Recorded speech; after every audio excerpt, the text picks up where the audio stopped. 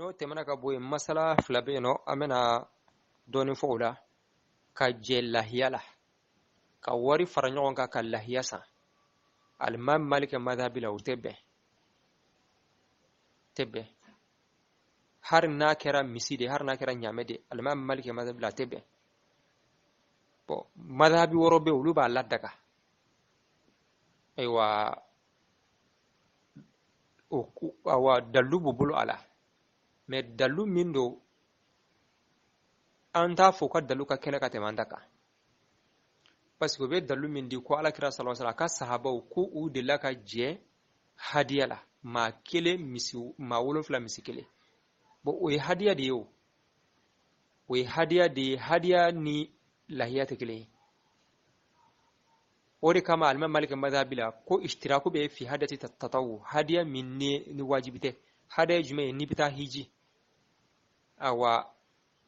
akanendo ikatani bagay ika bagay kantike we hadiya bo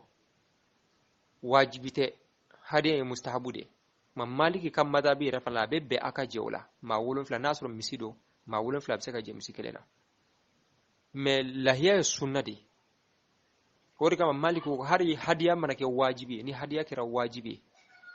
ina fo niye titama qiranu ke wal maniye tamatu ke we hiji kechugo de antanda do bela ni obbe ke bi hadiya bo o hadiya wajibi de maliki kama tabila atsika jawla ma maliki kama tabila atsika je hadiya minamin de wajibi aya ya famu hadiya mi mustahabi mi hada mana ke wajibi atsika jala o mo chokelo lahiya fane sunna da atsika jala chuchugo shida har na kira miside ya fam okuma fanana ka dalu ka kene me sisa yikal lahiyasa ere de yikal lahiyasa ibena kantige ibse ka indika dukono mo jabara jila i muso idew ibse ka angania ala meni lahiyan kantige ikaninka dukono mo jabara jila ubse ka ke min tebe aw be ka dobo wardo bo kasa wori tebe la halashila okuma ambe min fo ambal mawye oyoye kitin nundo wati dola uba esaide kam goyre dalabo ya famu uba esaide wati dola ni masala do ere kam go dalabo ko ya famu mambe Allah subhanahu wa ta'ala dile alaka afamu ko nyumandi ana bela jilema min bambulo ka faroka lahiya min lahiya bola be yoro min lahiya ka kantike yi ina fa pasa ngo eri reki ka lahiya kantike uri kan ni maso laika di mado mauka kantike ma i aka kantike yire be yoro mina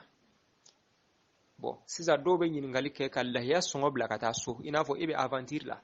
ko la be be ki lahiya songo blakata so ka kantike wa amba fo awo abebe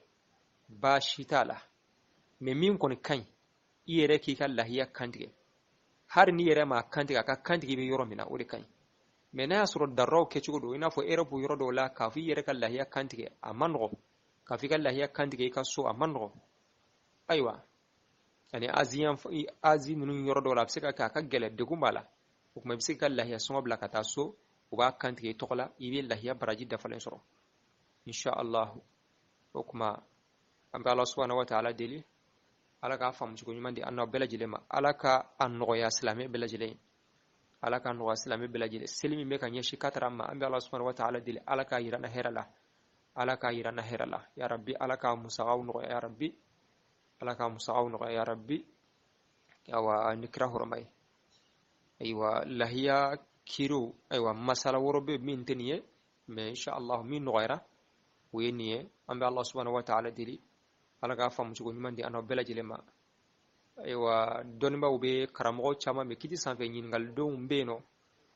aywa abe nyingalu ke ube ajabi abe nyingalu ke o awa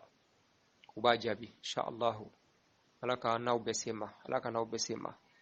Allahumma salli ala sayyidina Muhammad wa ala ali sayyidina Muhammad wa sallim wassalamu alaikum wa rahmatullahi wa barakatuh